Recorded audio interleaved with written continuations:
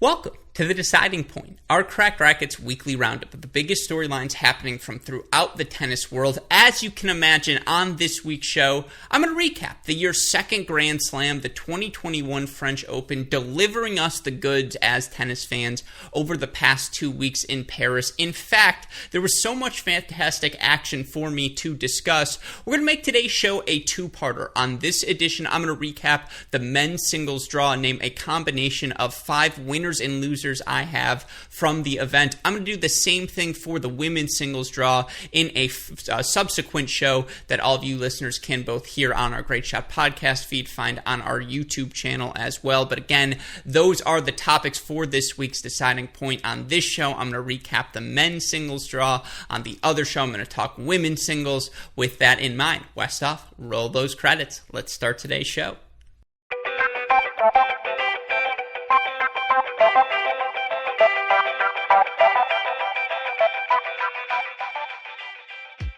While Novak Djokovic ultimately ended up in the winner's circle, I think when we look back at the 2021 French Open men's singles event, one of the unequivocal storylines will be that it was a step forward for the next-gen ATP cohort. Of course, most of these guys no longer in their early 20s, but that group of Daniil Medvedev, Stefanos Tsitsipas, Alex Zverev, Matteo Berrettini even, unequivocally took a step forward at the year's second Grand Slam. You look for Stefanos Tsitsipas now. He has the numbers of a player ascending into the prime of his career. You look now for him overall, 55 and 18 quarterfinals in 12 of his past 18 events. He's won 2 titles in 5 finals. He's won his first Masters event. You want to go back to the end of 2019 when he won the year-end championship as well. He's going to move up to a new career high ranking of number 4 starting on Monday. He is a guy who belongs in the top 5 discussion. Certainly, his numbers reflect that fact. You want to go specifically for 2021. Again, he's one of only 7 players to rank in the top 15 in both hold percentage and break percentage. And those have been the 7 guys who have mattered most this season. You look at that list, it's Djokovic, it's Nadal, it's Medvedev, it's Zverev, it's Rublev, it's Tsitsipas, and then of course it's the GOAT, Aslan Karatsev. But Stefanos Tsitsipas, I mentioned the numbers all week, so I won't regale it again.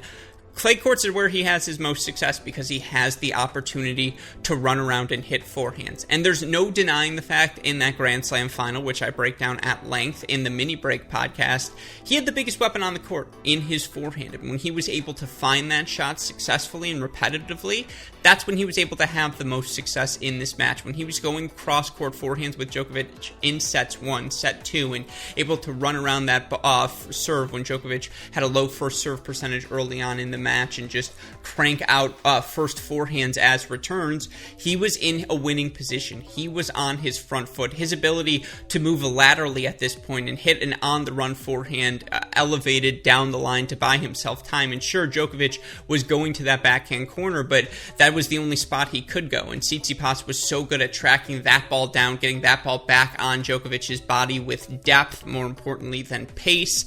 I think his first serve, again, continues to be a weapon. He's got the gumption to move forward in the biggest moments. He didn't, yes, he blew a 2 sets to love lead. Of course, that's the headline, but 3-5 down match points, doesn't stutter, doesn't falter, puts the own impetus and the pressure on Djokovic, asks the question of him to make him serve it out for 6-4 in the 5th. Now, of course, Djokovic answers the question. But again, for Tsitsipas, he beat Medvedev in the quarters. He beat Zverev in the semifinals. He beat Carreno Busta, Isno, Martinez Portero, Chardy. This was a legitimate title run for Tsitsipas, and he was 1 set away. And in particular, we learned after the match, of course, and you have to mention it, that he lost his grandmother about 10 minutes prior to the match beginning, and our hearts go out for Tsitsipas, to the entire Tsitsipas family, of course. And you keep that thought in mind, you look at his performance again with that perspective, becomes that much more impressive. Tsitsipas is here to stay. Again, before you win the all-time prime seasons, those Djokovic, Federer, Nadal, they win 80-85% of their matches. They win, 7 of 15 or 16 tournaments, or the best of the best. Djokovic wins like 12 and 15 tournaments, just the ridiculous seasons. They win the 76% first. They make a slam final. They make 3 consecutive slam semifinals or better, which is exactly what Stefanos Tsitsipas has done. Unequivocal step forward for him.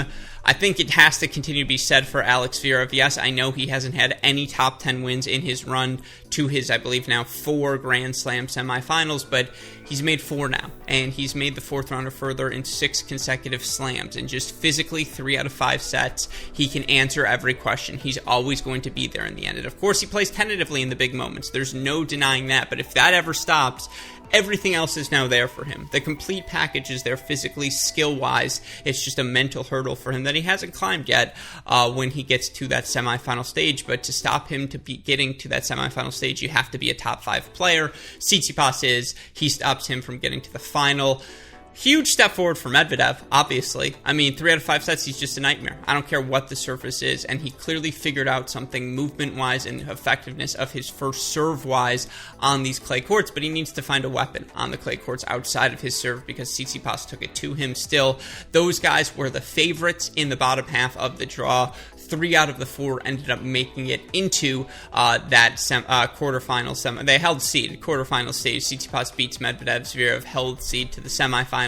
He gets knocked off by Tsitsipas as well. Obviously, a good tournament for a guy like Davidovich Fokina for the next gen, which I'll talk about a little bit later in Sinner, Musetti, even Alcaraz. All of those guys you think step forward for them. But in general, I mean, you look at the numbers. Oh, Matteo Berrettini. I mean, just look at the numbers overall for this generation. Zverev, he's won 75% of his matches in the last 52 weeks. Berrettini, 78% of his, Medvedev, 78% of his matches. Berrettini's at 73. You look at a guy like Andrei Rublev as well. He's at 77. They're winning week in, week out. They're making deep runs at the majors. They just have one hurdle left in front of them, and it's the hurdle that's knocked off 3 generations of players. Of course, those hurdles are named Rafael Nadal and Novak Djokovic. But the next gen is coming, and I think this run at the French Open is indicative of the fact they held seed, and they didn't used to do that. They're doing that now. That's a scary prospect for everyone on tour, not named Nadal and Djokovic.